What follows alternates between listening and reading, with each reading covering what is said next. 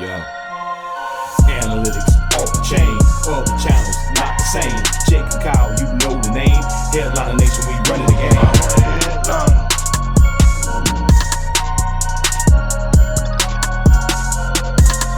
I'm a headliner.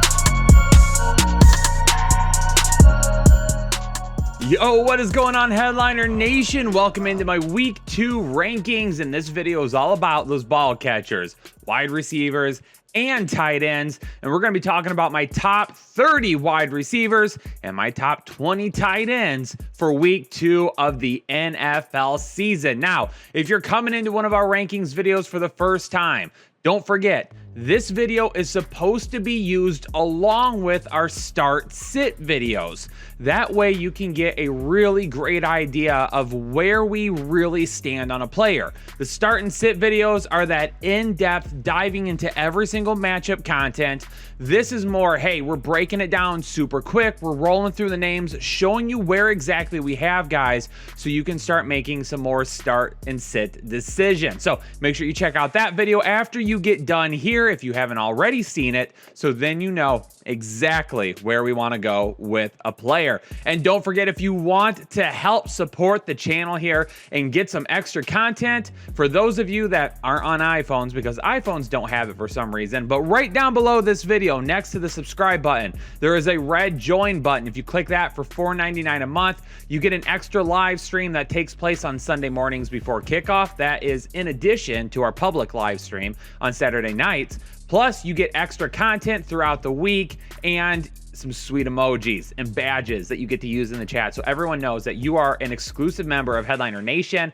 If you're on iPhone, I'm so sorry, but you'd have to jump on a computer real quick to sign up. Then you can access everything through your iPhone after that. So let's go ahead, round it up, baby. Let's jump into it right now, and we're going to start with our wide receivers at number 1.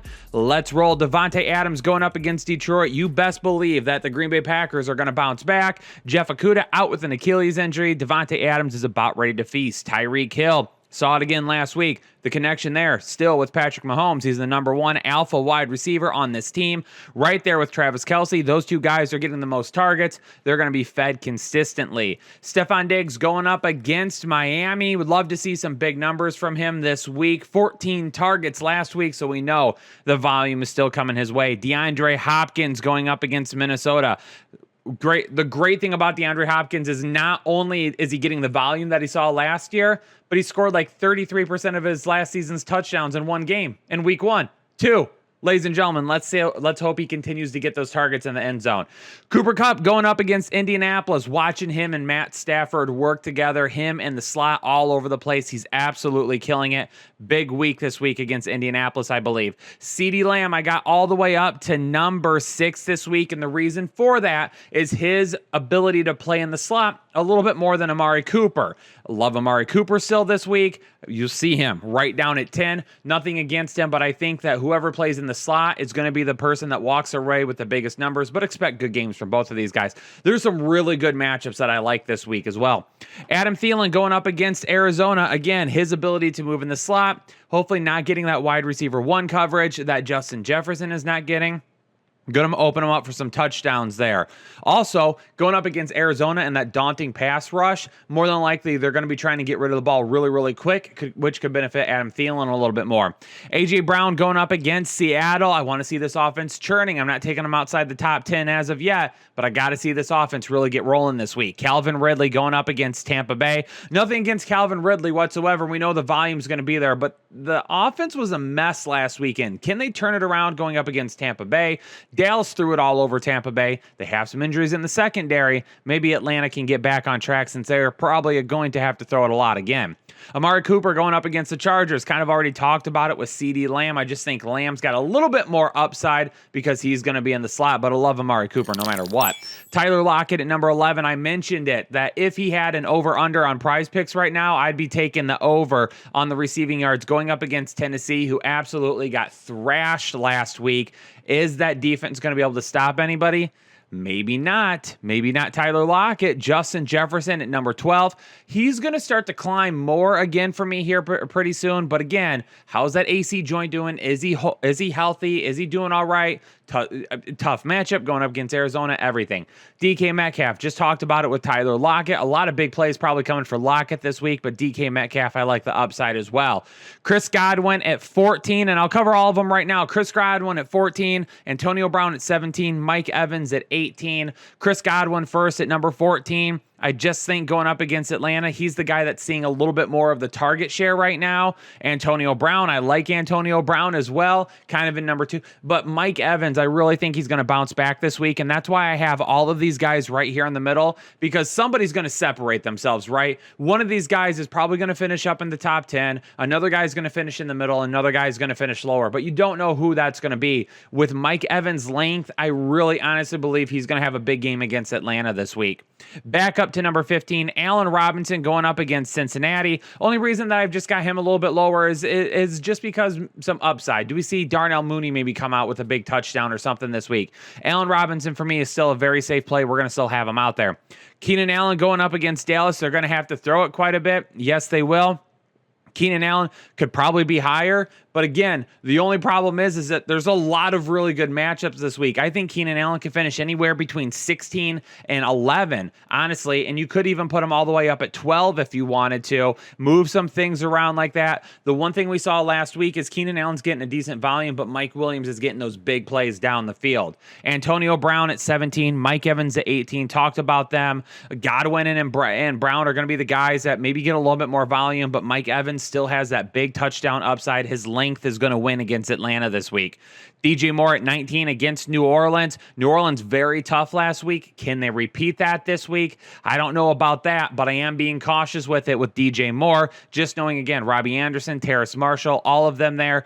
Hopefully, going up against New Orleans, Christian McCaffrey almost had 100 and 100 last week. So we're DJ Moore. I'm just kind of playing a little bit on the lower side of the upside this week. Robert Woods at number 20, going up against Indianapolis. The only reason I've got him a little bit lower is just because of the big plays going to Van Jefferson last week.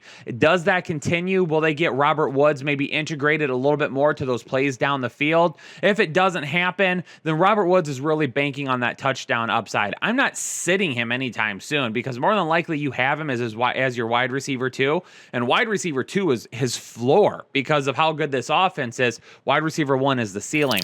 Terry McLaurin on Thursday night going up against the New York Giants at 21.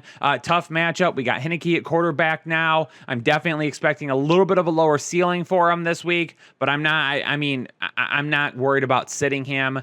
If there's anybody that's after him here, I'm not sitting him for any of these guys, just so you know. Deebo Samuel going up against Philadelphia at number 22.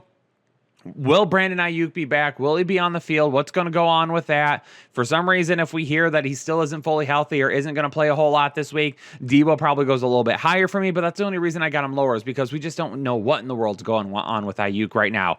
Jacoby Myers at number 23. I said in my waiver wire video that Nelson Aguilar could be taking over the wide receiver 1 role on this team. Really what I meant by that is he's got that big playability, so I like his upside every single week. But going up against the Jets, a guy in Jacoby Myers who played like 98% of the snaps last week and saw the most targets on the team, I expect to still see some of that volume go his way. Brandon Cooks going up against Cleveland. We're going to be throwing it a lot, but the problem is are they going to be able to stop that pass rush of the Cleveland Browns? If they can't, then we're not looking at any big plays from Cooks. We're going to be looking at short yarded situations where we're hoping he has to break a bunch of yards after the catch. Jamar Chase at number 25. Love some Jamar Chase this week. Love Jamar Chase going forward, overall the rest of the season. But again, with this offense, is it going to be Chase? Is it going to be T. Higgins? Is it going to be... you have to bring all those things in. Is it going to be Tyler Boyd, who's going to come up here in a second? Joe Mixon really involved last week. So all these guys, it's just we're kind of reliant on those big play touchdowns. Anybody that gets it is going to be a lot higher. But I kind of got all those guys grouped together right here. Same thing goes for like Deontay Johnson and Juju Smith-Schuster. I have it 26 and 27. Those guys saw like almost 30 combined, like 25 combined targets last week. They saw a lot of targets, but not all of them were catchable. And because of that, it kind of brought down that floor or that ceiling a little bit. But Deontay Johnson and Juju are the clear 1 and 2 targets in this team. Chase Claypool has that touchdown upside, but Las Vegas did a pretty good job with the pass rush last week, and this offensive line is not very good. So they're going to be looking to get rid of the ball quickly this week, and if they do that, it's going to be DJ and Juju. At number 28, Corey Davis going up against New England. We know with Corey Davis, the volume's there. He's the wide receiver 1 in that offense, and even though Zach Wilson wasn't great last week, he still got the ball to Corey Davis more than enough to be a good start. Tyler Boyd going up against Chicago. The reason I've got Boyd higher than Higgins this week is because of what Cooper Kupp did in the slot last week. Cooper Kupp in the slot absolutely torched this Bears defense. Tyler Boyd could do the same thing because he's the primary slot receiver now. And at number 30, Laviska Shenault Jr., giving him another chance here. Again, the volume guy, the volume receiver on that team. We're going up against Denver, going to be a tough matchup. Will Bradley Chubb be out there this week? Those are the things that we are looking at with this Jacksonville team. Again, getting rid of the ball quickly, needing it to get into somebody's hands. And that's why I like Shenault this week more than I like, a DJ Chark or a Marvin Jones, because I think we're going to see a little bit more volume go that way.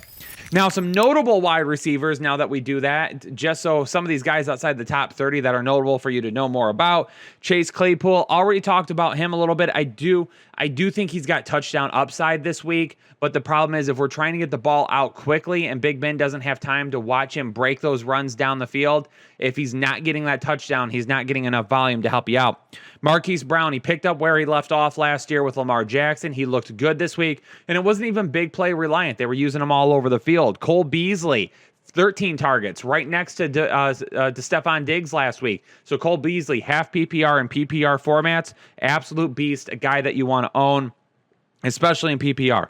Sterling Shepard, another guy coming off a big game last week. Why? Well, because he's used in the slot, and they were targeting him and peppering him in the slot, and that's what we wanted to see from Sterling Shepard, and that's something that I brought up in my final rankings and something I brought up last week when I listed him as a start. And then Nelson Aguilar for the New England Patriots. Again, I mentioned it kind of with Jacoby Myers. This is a guy that has the big play potential, a little bit more so than what Jacoby Myers does. So I still have him as a start this week. I still like it. He just isn't on the field as much as Myers was last week, and he didn't get as many targets. So we're kind of banking on that touchdown upside, but we saw him do it with Las Vegas a lot last year. He did it last week with New England with Mac Jones there at the helm. I like his opportunity to keep going and going and going. Now, let's move over to the tight end position and talk about my top 20 tight ends for week 2 of the NFL season, starting with Travis Kelce, Darren Waller, George Kittle. Those guys are at the very top. I expect George Kittle to get going a little bit more this week.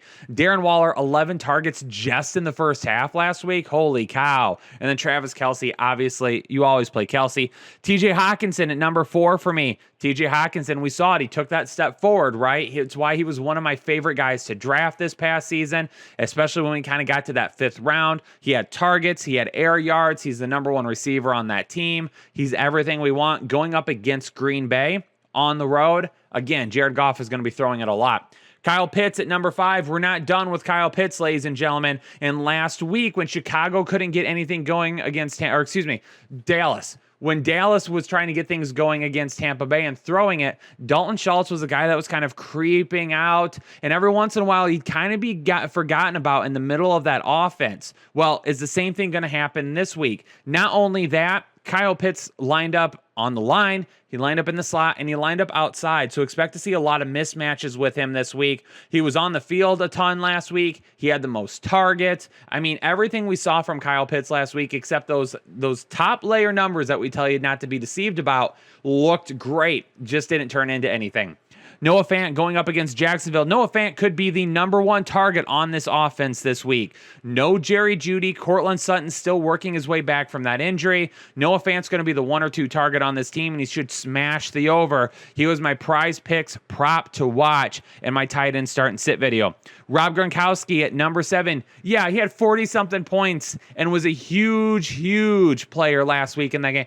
But again, This is a Tampa Bay offense that is going to switch in and out. Gronk isn't going to have that game every single game of the season. It's just not going to happen, right? So something's got to give, and that's why I've kind of got all these guys kind of in the middle right now to kind of adjust for your rankings to say, hey, if you've got Rob Gronkowski, yes, he's got tight end, probably 3, 2 upside somewhere in that area. But again, too, he could come down a little bit if all of a sudden all the wide receivers are getting involved and maybe he doesn't get as many targets. So I still like him. We're going to be starting him. Just keep that in mind that the variation, the area that we have for these Tampa Bay receivers and tight ends is really, really high and really, really low. There's a lot that we could fall in between. Tyler Higbee, another tight end that was on the field, 100% snaps last week for Tyler Higbee. He was out there all game long. He saw some targets come his way. Expect the same thing against Indianapolis. Logan Thomas at number 9 going up against the Giants. It's going to be a tough matchup for Terry McLaurin. Heineke taking over as the starter. I think we're going to be looking Logan Thomas's way a little bit this week. Mark Andrews all the way down at number 10 for me. Love me some Mark Andrews, all right? I'm just being a little bit cautious with it. I think we're going to see him get going a little bit more. There's just some things I like about the upside I'm seeing for the guys in front of him right now. Jared Cook all the way up to number 11 for me this week, going up against Dallas. Again, this is going to be a matchup where there's going to be a lot of passing. Jared Cook is going to come into play as probably the 3rd target on that team. The reason I got him down at 11 right now, one thing we need to monitor is Austin Eckler. If Austin Eckler starts getting more of those targets, Cook is probably the guy who's going to get less of them. Dalton Schultz at number 12. Schultz will probably see quite a bit this week as well. There's no Michael Gallup, so someone's going to have to be the number 3 target on this team. We saw Dak Prescott look towards the tight ends last season quite a bit before he got hurt. We could be back to that. Dallas Goedert at number 13. I'd like the touchdown upside from him every single week, but it's the volume that could play an issue because Rager and Smith both looked really good last week, and you still got Zach Ertz there. Cole Kmet all the way up to 14 for me. I talked about him on the waiver wire video and the start sit video. I really, really like him this week. He is a start for me. Adam Troutman at number 15. Adam Troutman is the tight end right now that is going to get the volume. Juwan Johnson, when we get into the red zone, some mismatches, that is going to allow him to excel there. But anywhere outside of that is where we should see a lot of Adam Troutman. Gerald Everett at number 16. The volume isn't quite there for me. Will Dissly still getting involved, but the red zone threat that he offers is something Russell Wilson's going to be looking towards a lot this season. Jonnu Smith at number 17. Hunter Henry, we're trying to work him back to getting healthy. So for Jonnu Smith, I think we do see him getting the most targets at the tight end position, but Hunter Henry, as he works back from that sprain in the AC joint, he should start getting more involved. Jack Mother and Doyle at number 18 going up against the Los Angeles Rams. Last week when the Rams and the Chicago Bears played, we saw Cole Kmet as a guy that was being looked towards from Andy Dalton because the wide receivers were having so much trouble getting open. Kmet's a guy that could just kind of go out into the flat, go out over the middle of the field, kind of sneak out there every once in a while, get himself open, and we picking up a few yards.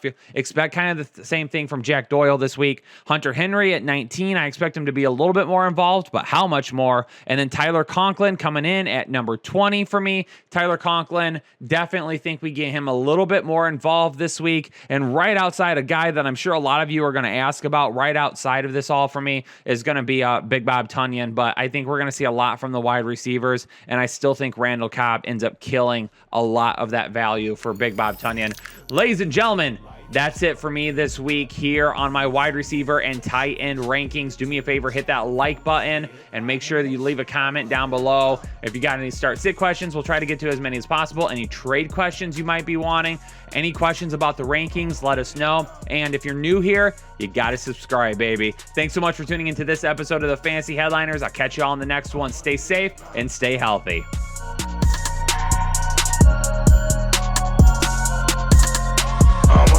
Headliner.